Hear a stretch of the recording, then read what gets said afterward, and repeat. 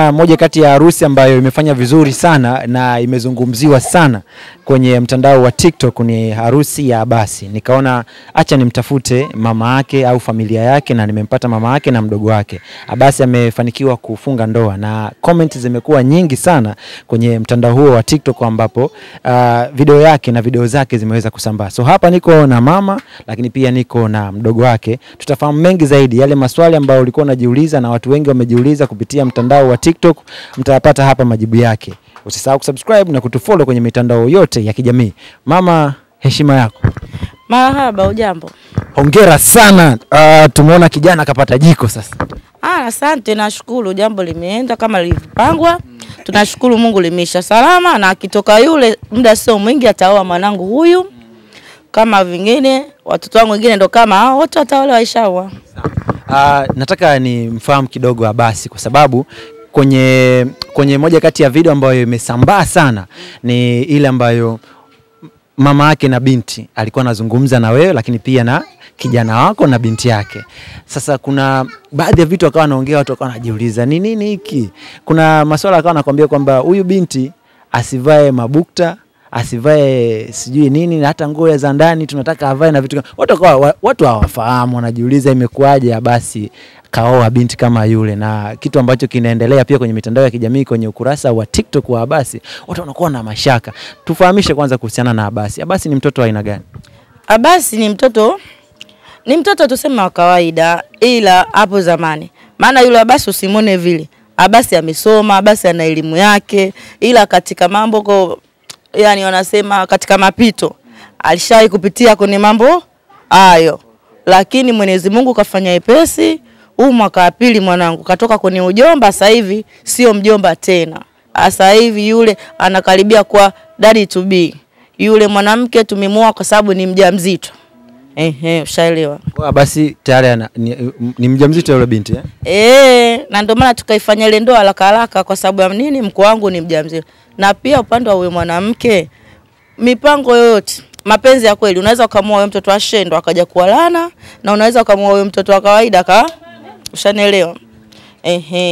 Lakini sasa hivi yule mwanamke kikubwa kafanya nini? Kabadilika. Kama mnakumbuka ile sio shughuli ya kwanza ya Abasi kutendi. Kipindi kile alikuwa amemcheza. Ushanielewa Lakini sasa hivi ndo amemuoa. Pia watu wanazungumza kuhusiana na ile makeup jamani ya Abasi. Kwa nini kapaka makeup ya design ile? Yaani watu wanajiuliza bwana harusi kwa nini kapaka makeup ile? Yule hakupaka makeup. Ile ni kamera ya nyoshi tu ndio imemngaza, lakini kwa makeup hakupaka kwa sababu kama wanja suna mtume wetu. Sisi Waislamu tukiolewa wanaume wakioa lazima atie wanja. Na wanawake ndo wajibu kazi makeup, sijui hiyo makeup maana mimi sielewi hayo mambo. Ila kikubwa mwanangu kaoa, mwanamke anaye na mwanamke yule mjamzito. Naona tu hizo komenti. Basi alafu alowezesha wale ni shehe, sio mtu tu ametoka na huko tujenda vichocholoni wale. Sijui shanielewa. Shehe anaswalisha msikiti. Na mimi nilifikia tu mpaka nikatengwa na majirani. Nimepelekwa hadi serikali ya mtaa. Kisa hao watoto wangu. Mimi siwezi kuwatenga. Kwa hiyo mtu akiwatenga na mimi niwatenge. Uko tu simu mtoto. Sasa mama umefurahi yani nimefurahi mwanangu, sikuambii. Yani nimefurahi. Yani ile siku kama unavyoona ule umati ule ujaa. Wapo walikuja kwa heri, wapo walikuja kwa shari. Ila kikubwa mwanangu ameoa. Na sio kaoa tu. Mwanangu lijali na anafanya kazi na ule mwanamke mjamzito.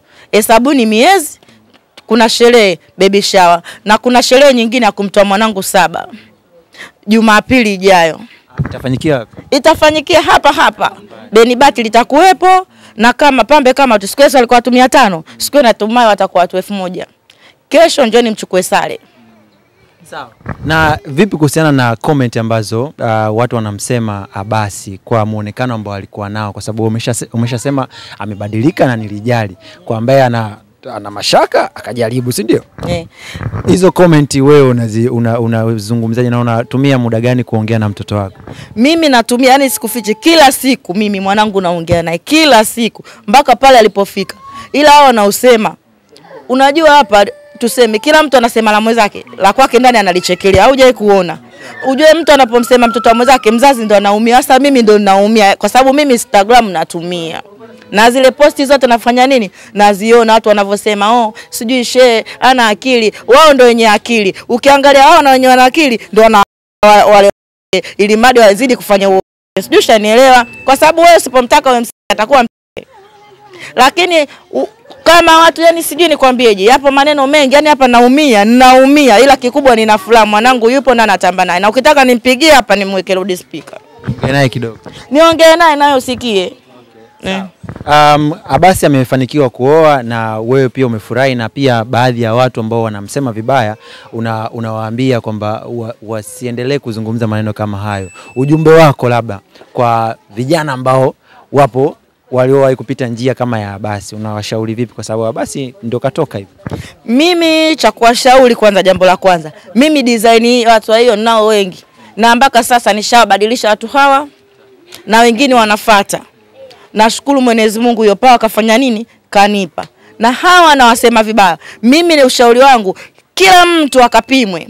Majibu alete hapa kama walivyompima mwanangu kwa macho, na hao tukawapime hospitali. Tuangalie nani wazima, kwa sababu unaweza kumuona mwingine yupo kama Bamsa ila uko chini ushindi watu wanashangilia. Upo ndugu yangu, yule tu mwanangu amelegea, sio amelegea. Yule mwanangu nimezaa na baba wa kishua. Mambo ya kishua najua mboga saba wewe. Furahishe mama. Si cheki kwa furaha, naumia kwa sababu watu wa Instagram wanakela. Basi mwenyewe anasemaje anapoziona hizo comment za watu? Mimi mwanangu sio muongeaji. Yule mtoto watu wa maneno wote wanamwambia, yule mwenzako ukimwambia kitu anakushangaa tu. Sikufichi. Leo umekuja ila nakupa siku 2 njoo hapa. Yule sio muongeaji. Kwa hiyo anasema wewe waache tu watu wakiongea, ila mimi ndo naumia kwa sababu hadi watu napigana nao. Kwa sababu mimi kupigana sio shida zangu mwanangu. Muda wote kuruka vichwa sio shida zangu. Kwa sababu haiwezekani unisemee mwanangu wakati nyumbani kwako naye kuna na yule alikuwa sasa hivi sio mpaka ana mke mjamzito bado huyo. Sawa, majirani pia wanasemaje? Kwa sababu kwenye video za harusi kuna baadhi wa ambao walikuwa kama ulivyosema wamekuja lakini hawajaja kwa heri. Baada ya kufanikisha kumfungisha ndoa au kijana wako kuoa, majirani wanasemaje? Majirani mwanzo walikuwa wanisupport na ndo waliochangia mimi kupelekwa serikali ya mtaa ili waniandamane sijui aje kunichoma moto, lakini nashukuru Mungu mwanangu nilivyomwambia itabidi umuoe mwanamke ushamtia mimba. Tukafanywa nini? Tukaenda kwa ustazi akamchukua mwanangu akaenda kukaa naye msikitini masaa haya. Kabla hapo sikumwandikia yule mwanamke barua. Wavimaliza kuongea naye akaja hapa akaniambia basi unaweza kuleta tu hiyo pesa tukapeleke barua.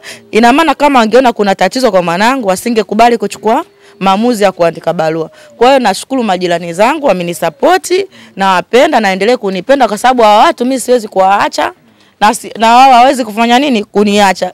Kitatutenganisha mimi na watoto wangu ni kifo peke yake. Ulipelekwa serikali za mtaa kwa sababu gani?